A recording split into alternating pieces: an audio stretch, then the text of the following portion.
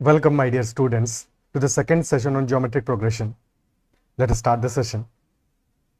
And if you have not already subscribed to the YouTube channel, make sure to subscribe to it as well as press the bell icon as well. You can also message me on Telegram at ADITYAKT. My name is Aditya Kumar Tiwari, and you're watching Mathological. So, continuing from the previous session, there are a few things that we need to understand. जैसे हमने AP वाले case में देखा था, arithmetic progression में देखा था कि in some cases we can assume terms for our convenience. Similarly, for geometric progression as well, we can assume terms for a GP, assuming terms of a geometric progression. और ये कब assume करेंगे हम? Such terms we will assume जहाँ पे कि हमें product की वैल्यू गिवन होगा. फॉर एग्जाम्पल जैसे हम एपी में करते थे, वहाँ पे अगर सम का वैल्यू गिवन होगा तो हम एज्यूम करते थे ना 3 टर्म्स होंगे, तो फिर a minus d, a plus d, so that हमारा डी का पोर्शन कैंसिल आउट हो जाए. सिमिलरली अगर हमें प्रोडक्ट का वैल्यू गिवन होगा इन दीज क्वेश्चंस जहाँ पे ज्योमेट्रिक प्रोग्रेशन मेंशन्ड है, and let us say there are 3 terms that we have to assume. 3 terms of a GP we have to assume and product is given, तो we can assume दो 3 terms as a by r, a and a r. Now in this case you know that first term हमने क्या assume किया, ए by are. तो हमारा first term क्या है, term number 1 है a by r, and common ratio is r only. Common ratio तो आ रही है, ठीक है, बट ध्यान रखना फर्स्ट टर्म हमारा ए नहीं है, ए बाई आर है. बट ऐसा एजम्पशन इसलिए ले रहे हैं because product in this case will be equal to a by r into a r, so that will be a cube. और अगर हमें प्रोडक्ट की वैल्यू गिवन है तो इजीली हम ए की वैल्यू यहाँ से फाइंड आउट कर सकते हैं, which will be the middle term and not the first term. Second case हो सकता है जहाँ पे कि हमें 4 टर्म्स एज्यूम करने हो. So if I have to assume 4 terms, we can assume those 4 terms as a by r cube, a by r, ar, and ar cube. Now for these 4 terms, if we multiply of them, तो product आ जाएगा हमारा a to the power 4. So again, we can find out the value of a. a कोई term नहीं है, but यहाँ से हमें a की value find out हो जाएगी और accordingly फिर हम r cube के लिए solve कर सकते हैं. Is that clear? और in this case, term number 1 हमारा क्या है? That is a by r cube. And common ratio this time is not r, common ratio is r square. R square is common ratio. Okay. Now in the case कि हमें 5 terms assume करने हो. If we have to assume 5 terms, तो हम term assume कर सकते हैं a by r square, a by r, a r, and a r square. So product will be a to the power 5. Product in this case will be a to the power 5. And term number 1 है a upon r square, while common ratio is r only. So देख सकते हो जब हमने 3 terms assume किया या 5 terms assume किया तो हमारा कॉमन रेशियो r था, बट जब 4 टर्म्स एज्यूम किया for the convenience r square हमने कॉमन रेशियो अपना एज्यूम किया है. Is that clear? क्या लॉजिक समझ में आता है? ठीक है, ऐसा सिर्फ तब एजम्पशन करना है हमें जबकि हमें प्रोडक्ट की वैल्यू गिवन है. अगर प्रोडक्ट का वैल्यू गिवन नहीं है क्वेश्चन में, सम का वैल्यू गिवन है सिर्फ, तो फिर हमारा जो नॉर्मल कन्वीनियंस है ए आर स्क्वायर, नॉर्मल कन्वेंशन के हिसाब से हम सॉल्व करेंगे. ठीक है, फिर इस तरह से सॉल्व करने की जरूरत नहीं, बिकॉज फिर हमारा कैलकुलेशन अननेसेसरली कॉम्प्लेक्स हो जाएगा. You only have to apply this assume terms in such a manner when terms का product is given. If product is not given, then assume them usually by convention ar square, ar cube, ar to the power 4 and so on. Okay, ठीक है. Now जैसे हमने arithmetic means insert किए थे, वैसे ही अगर हमें if we have to inserting geometric means, if we have to insert geometric means between two numbers, let us say numbers are a and b, and we have to insert geometric means between them.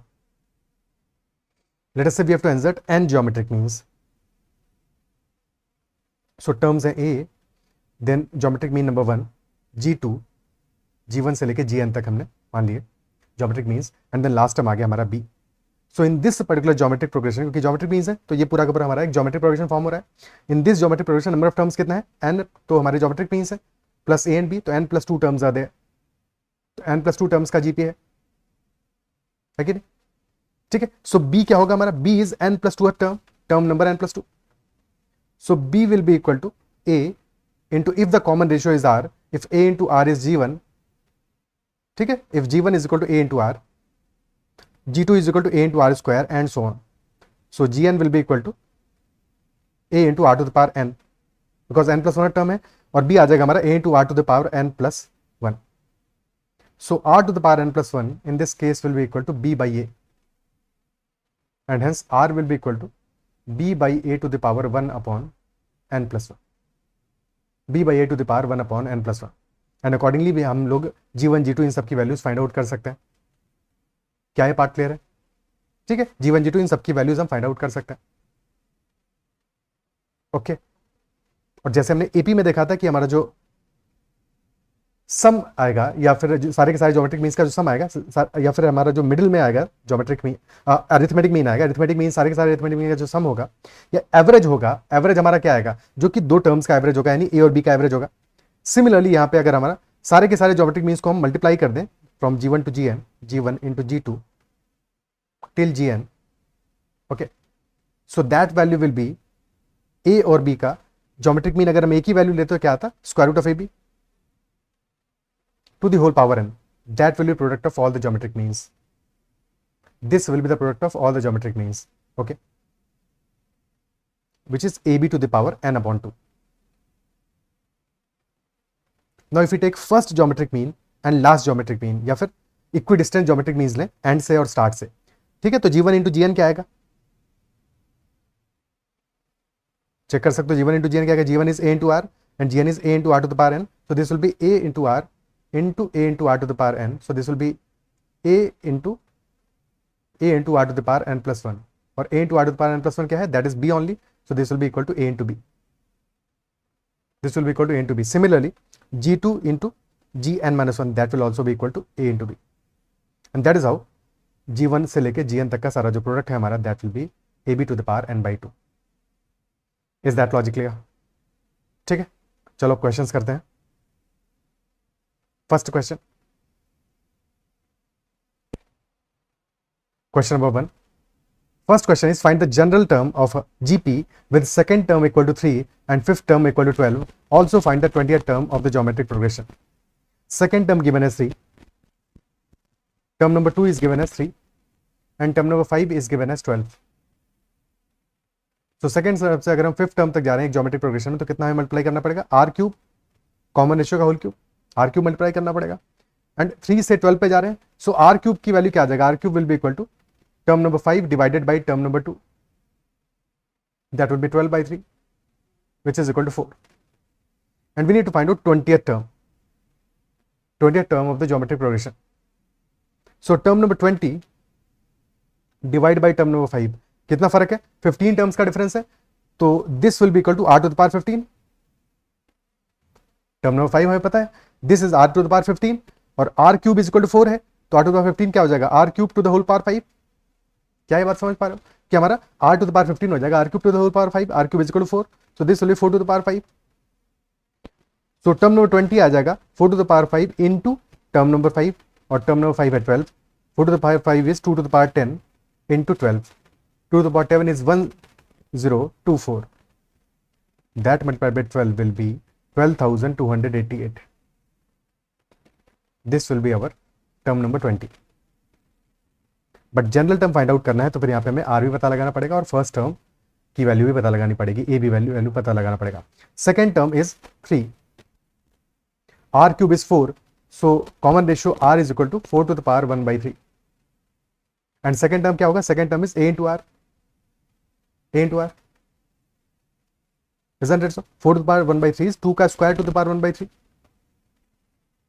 so that will be 2 to the power 2 by 3, so a into r is equal to 3, so a will be equal to 3 divided by r, which is 3 divided by 2 to the power 2 by 3 or 3 into 2 to the power minus 2 by 3, so that will be our first term आ जाएगा 3 into 2 to the power minus 2 by 3 और common ratio is 2 to the power 2 by 3, तो general term Tn will be equal to a into r to the power n minus 1 and a is 3 upon 2 to the power 2 by 3 और r is 2 to the power 2 by 3 to the whole power n minus 1.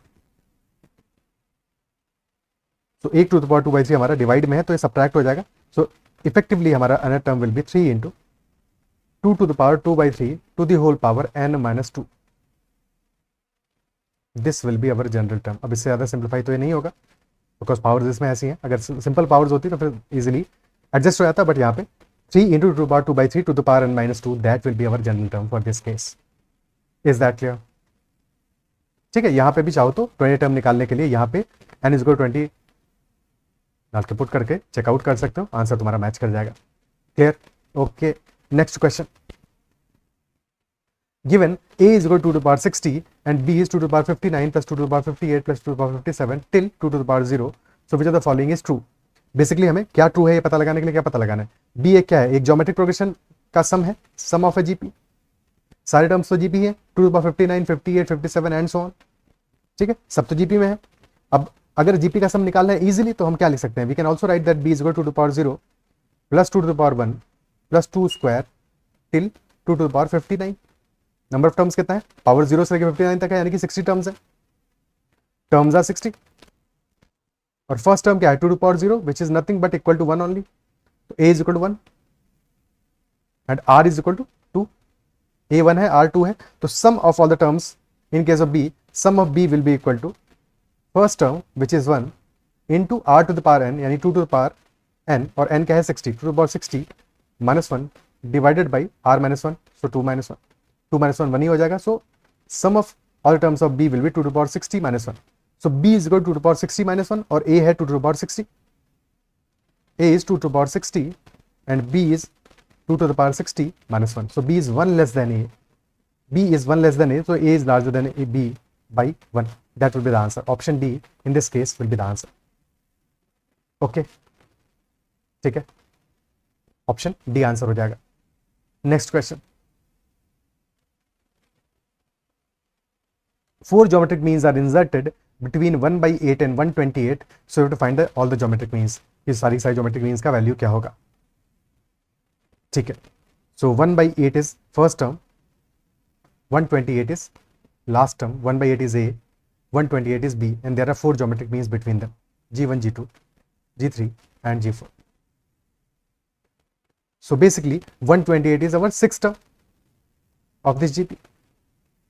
So we can write that 128 is equal to 6 term है, तो a into r to the power 5, यानी कि 1/8 into common ratio to the power 5, तो यहाँ से r to the power 5 will be equal to 128 into 8, and 128 है 2 to the power 7, 8 is 2 का cube, तो 7 plus 3 2 to the power 10 आ जाएगा, r to the power 5 is 2 to the power 10, है कि नहीं? सो क्लियरली यहाँ से r आ जाएगा 2 to the power 10 to the power 1/5, which is 2 square, which is equal to 4. So common ratio will be equal to 4. So for हमारा a is equal to 1/8, g1 will be equal to a into r. So 1/8 into 4, that will be 1/2. g2 will be equal to a into r square. So 1/8 into 4 का square या फिर 1/2 into 4 कर दोगे straight away, 8 आ जाएगा। Similarly g3 आ जाएगा, g2 ए r cube है तो a r square into r, यानी कि 8 into 4 32 आ जाएगा। एक सेकंड कुछ गड़बड़ किया, 1/2 से 8 थोड़ी आएगा, 1/2 into 4 तो 2 आएगा ना, 2 आएगा, ठीक है। So a r square will be 2, then g3 will be 2 into 4 8 and g4 will be 8 into 4, ar to the power 4 which is equal to 32, and b of course 32 into 4 128 आएगा। क्लियर है? g1 g2 g3 g4 हमारे values निकल गए। So these will be the 4 geometric means 1/2 2 8 and 32। Okay, next question. The first two terms of a GP add up to 24. The sum of the third and fourth term is 96. If some terms of the GP are negative, then first term का value क्या होगा? Pause the video, try to solve it, understand it. कि why some terms of the GP are negative? क्यों होंगे negative? ठीक है, first two terms of the GP add up to 24. Third and fourth term का सम क्या हमें given है? 96। तो यहाँ पे मैं सम की वैल्यूज गिवन, प्रोडक्ट कहीं पे गिवन नहीं है, तो हम सिंपली मानेंगे अपना कन्वेंशन के हिसाब से। First term is A, second is A R, third is a r square, fourth is a r cube, and for first and second term a plus ar is equal to 24, or we can say that a into 1 plus r is equal to 24. Then third and fourth term का sum is given as 96, यानी कि ar square plus ar cube is equal to 96, or we can say that ar square into 1 plus r is equal to 96. This is our first equation, this is second equation. So a into 1 plus r is 24. यहाँ पे additional क्या है? Are square additional है, so we can say that r square into a into 1 plus r is equal to r square into 24 and that is equal to 96. तो clearly r square क्या आ जाएगा? r square will be 96 by 24 which is equal to 4. And if r square is equal to 4 तो r will be इधर +2 और -2. Common ratio will इधर be positive और negative, या तो पॉजिटिव होगा या फिर नेगेटिव होगा. बट क्वेश्चन साफ साफ कह रहा है कि that some terms of the GP are negative. So if some terms are negative definitely हमारा common ratio must be negative, क्योंकि अगर पॉजिटिव होगा तो सारे के सारे टर्म्स पॉजिटिव हो जाएंगे, है कि नहीं? या फिर सारे ही टर्म्स नेगेटिव होंगे, बट सारे नेगेटिव है नहीं क्योंकि सम तो पॉजिटिव आ रहा है, तो डेफिनेटली हमारे सारे टर्म्स नेगेटिव नहीं है, तो कॉमन रेशियो पॉजिटिव तो नहीं हो सकता है. ठीक है, ये बात समझ में आनी चाहिए कि अगर हमारा कॉमन रेशियो पॉजिटिव होगा तो तब भी एक केस बन सकता है कि सारे टर्म्स नेगेटिव हो, बट फिर सारे ही टर्म्स नेगेटिव होंगे, बिकॉज फर्स्ट टर्म नेगेटिव होगा, सेकंड होगा negative, third negative, fourth negative, सारी नेगेटिव, बिकॉज हमारा कॉमन रेशियो पॉजिटिव है, तो साइन चेंज नहीं करेगा. ये बात सबसे इंपॉर्टेंट है, बिकॉज कोई क्वेश्चन ऐसा भी आ सकता है जहां पे कि हमारा सम नेगेटिव दिया हो, ठीक है, सम नेगेटिव दिया हो तो दोनों ही केसेस में, और फिर क्वेश्चन ये बात लिखता है, तो फिर वहां पे हमें ये बात समझनी चाहिए थी कि if the sum is negative then all of the terms can also be negative, और कॉमन रेशियो वहां पे पॉजिटिव होना पॉसिबल है. Very important. ठीक है, कि if a is greater than 0, r is less than 0, a positive है, r negative है, so in such a case some terms of GP will be negative, some terms will be less than 0. But if a is less than 0 and r is greater than 0, then in that case all terms will be negative, all terms less than 0. ठीक है, हमारे इस particular case में सम terms are negative और some positive है, तो definitely हमारा common ratio must B -2, negative होगा. क्वेश्चन पूछ रहा है फर्स्ट टर्म की वैल्यू क्या आ जाएगी, सो बस r को -2 पुट कर दो फर्स्ट इक्वेशन में. So a plus ar is equal to 24. So a minus 2a is equal to 24. So minus a is 24, a will be equal to -24.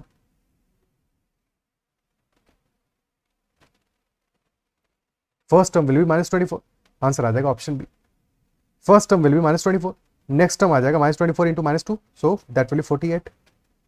Then next term will be -96. And then next term will be plus 192. So these will be our 4 terms. Okay. Next question. Next question similarly है, थोड़ा सा difference है बस. Difference यहाँ पे क्या है? Sum of the first 2 terms of a GP is 4 and sum of first 4 terms of the GP is 40. So what will be the fifth term of the GP? Question पूछ रहा है fifth term क्या होगा. First 2 terms का सम given है और first 4 terms का सम भी गिवन है. Pause the video and try to solve it. ये क्या वैल्यू आएगा हमारा फिफ्थ टर्म का. सो फर्स्ट 2 terms का सम इज 4, यानी कि a plus a r square, sorry a plus a r is equal to 4. First 4 terms का sum is 40, तो a plus a r plus a r square plus a r cube that is 40. तो clearly a plus a r तो 4 है, तो यानी कि ये जो बचा हुआ समय हमारा है थर्ड और फोर्थ टर्म का दैट इज 36. तो a plus a r is 4 और क्लियरली हम ए r square plus a r cube is equal 36. So if we take a r square अगर यहाँ पे कॉमन ले लें तो r square into a plus a r is 36, but a plus a r तो 4 है, तो r square into 4 यानी 4r square is 36. So r square is equal to 9 आ जाएगा. तो r will be either +3 और r will be -3, either +3 और -3. So दोनों के केस में हमें सॉल्यूशन मिलेगा. If r is equal to +3, if r is +3, so in that case a plus 3a is equal to 4. So clearly a is equal to 1 आ जाएगा. And if a is 1, r is 3, numbers हो जाएंगे 1, 3, 9, 27, 81 and last number that is asked is एक second 81 ही आएगा. Fifth term पूछा है ना, fifth term 81 ही आएगा हमारा. Fifth term will be 81. 81 will be the answer in this case. Second case will be when r is -3. So if r is -3, so a minus 3a is equal to 4. So minus 2a is equal to 4. So a will be equal to -2. First term will be -2. And if first term is -2, तो next term आ जाएगा -2 into -3 which is +6. Then -18. Or then next term will be +54. Now you can check that in both the conditions, in both the cases जो हमारी initial conditions है दोनों satisfy हो रही हैं, तो दोनों cases possible हैं. Both cases are possible. Next term क्या आ जाएगा 54 into -3 यानी कि -162. So either 81 will be the answer or -162 will be the answer. Both are possible answers for the fifth term of the GP. Because दोनों conditions हमारी satisfy हो रही हैं. Some of the first 2 terms as well as some of first 4 terms in both cases is 4 and 40 respectively.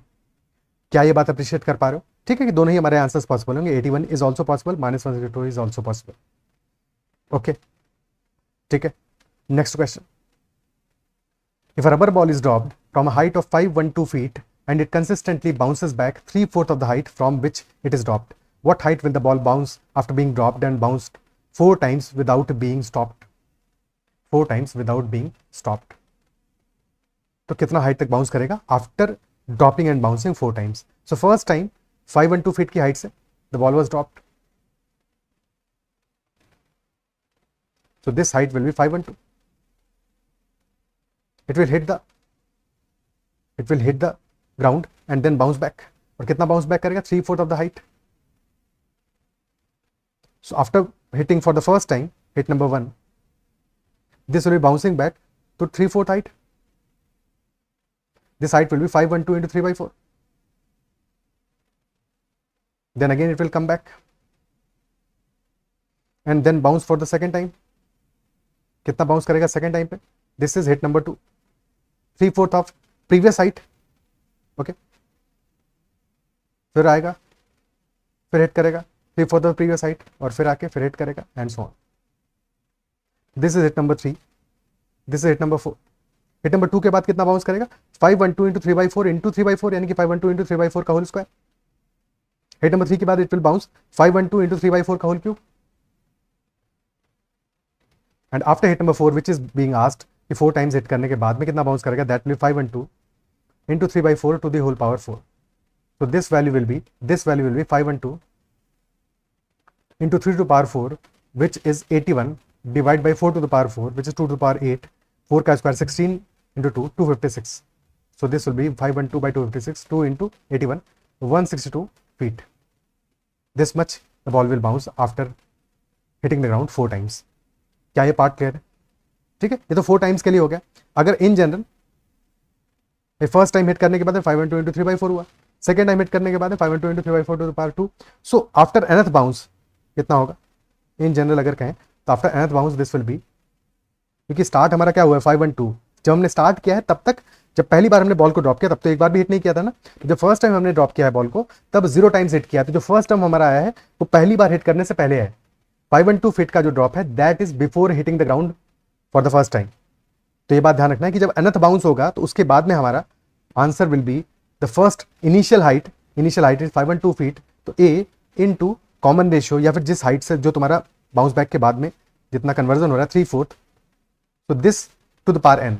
ठीक है, so if this is m by n, या m by n की वजह r मान लो, r ही मान लो, कॉमन रेशियो मान लो, तो a into r to the power n होगा. यहाँ पे a into r to the power n क्यों होगा? बिकॉज a जो है हमारा ये वैल्यू ये इनिशियल हाइट है, initial height before first bounce. तो ऐसे समझो this is not the first term, first term आएगा पहली हिट करने के बाद में. ठीक है, that is why this is a into r to power n and not a into r to power n minus 1. क्या ये बात समझ पा रहे हो? क्या ये बात क्लियर है? ठीक है, so in general nth bounce के बाद में होगा a into r to power n, क्योंकि पूछा है 4 टाइम्स के लिए, बट कभी ज़्यादा लंबा पूछा है हो सकता है तो तुम पूरा ये डायग्राम थोड़ी बनाते रहोगे, समझ जाओगे इस बात को. ठीक है, अब ये तो गया एक क्वेश्चन. सेकंड क्वेश्चन इस पे हो सकता है कि टोटल हाइट कितना ट्रैवल करेगी, कितना बार बाउंस करने का, जब तक वो बिल्कुल जीरो रेस्ट पे नहीं आ जाएगा तब तक टोटल कितना हाइट जाएगा, ऊपर जाएगा, नीचे आएगा, ऊपर जाएगा, नीचे आएगा, and so on and so fourth. तो कितना टोटल हाइट होगा इन दिस केस? तो वहां पे उसके लिए हमें इस क्वेश्चन को और प्रॉपर्ली समझना पड़ेगा. तो सबसे पहले जब हाइट ड्रॉप हुआ है तो 512 ड्रॉप हुआ है, 512 ड्रॉप हुआ है. अब सेकेंड टाइम पे फोकस करो, सेकेंड टाइम पे फोकस करो. Second time the ball reached height of 512 into 3/4. पहले तो हिट करने के बाद में रीच किया है हाइट को, और फिर उतना फिर वापस आया है, वापस आया है. तो टोटल हाइट ट्रैवल कितना हो गया after first hit? From first hit to second hit कितना हाइट ट्रैवल किया है? 512 into 3/4 एक डायरेक्शन में, और अपवर्ड्स भी आया, डाउनवर्ड्स भी आया, तो दिस इंटू 2, दिस इंटू 2. तो पहले तो 512 ड्रॉप किया है, फिर 512 into 3/4 into 2, that is the height traveled between first hit and second hit. Then from second hit to third hit, height traveled is 512 into 3/4 का whole square, upwards as well as downwards. So this will be 512 into 3/4 whole squared into 2 between second hit and third hit and so on. So यहाँ पे जो first term हमारा है 512, इसको separate रखो, और इसके बाद के जो टर्म्स है ये प्रॉपर एक जीपी बना रहे हैं, प्रॉपर जीपी बना रहे हैं, जिसका कॉमन डिफरेंस कितना है 3/4. और that will B infinite GP. Infinite GP क्योंकि कम होता जाएगा हाइट, बट जीरो कब होगा? इनफाइनाइट टाइम के बाद में, तो इनफाइनाइट जीपी होगा। जिसका फर्स्ट टर्म क्या है? 512 इंटू 3/4 इंटू 2, और कॉमन रेशियो है 3/4, तो सेपरेट पेज पे लिख लेते हैं, ठीक है। तो हमारा 512 तो एक वैल्यू है initial, plus 512 into 3/4 into 2, that is the first term, उसको कॉमन ले लो, तो अंदर बच जाएगा 1 plus 3/4 plus 3/4 whole square and so on till infinity. तो इसका सम तो निकाल देंगे, इनफाइनाइट जीपी है, ठीक है। सो दिस विल बी 4 से कैंसिल आउट करोगे, यहाँ बचेगा 2, 2 से ऊपर बचेगा 256 इंटू 3, तो this is 512 plus 256 into 3, 768 into a upon 1 minus r, a है 1 upon 1 minus 3/4,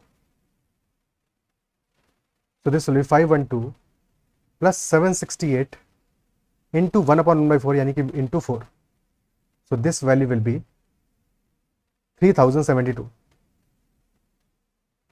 512 plus 3072, so answer will be 3584 feet in total.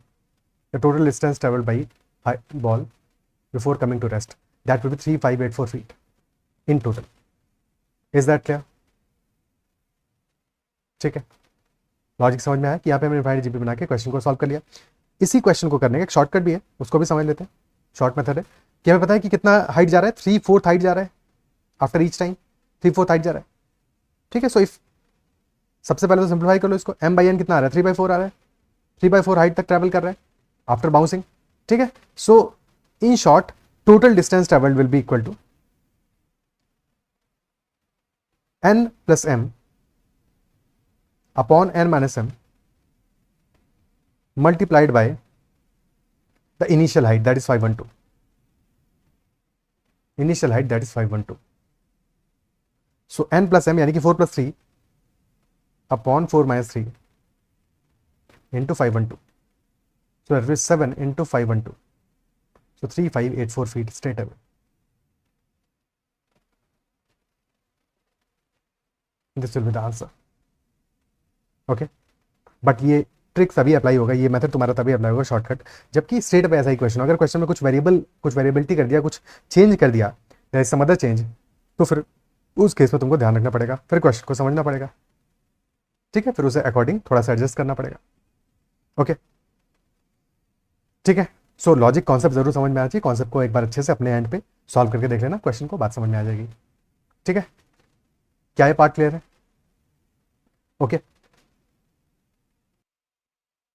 तो इतना रखते हैं सेशन में। आई बिलीव सेशन में जो भी बातें हमने डिस्कस की वो समझ में आई होंगी। If there is any doubt whatsoever, make sure to comment about that doubt, and if you like the session then make sure to press the like button as well. If you not already subscribe to the channel then make sure to subscribe to it as well.